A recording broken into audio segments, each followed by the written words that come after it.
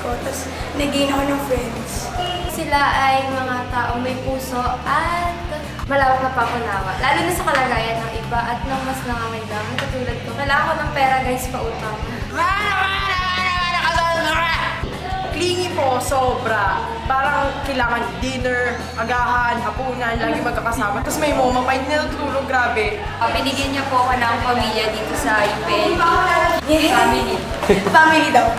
Yung pamilya na handang saluhin ka sa lahat ng mga pagkakamali mo, sa lahat ng kalokohan mo. Sobrang supportive. Yan.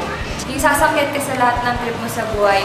Pero sobrang professional naman sila. Pag nagre-rehearse lang talaga. At saka, nagulat ako sa katotohanan sa mga nangyayari dito sa UPL. Sobrang aware na sila sa mga nangyayari ngayon sa lipunan natin.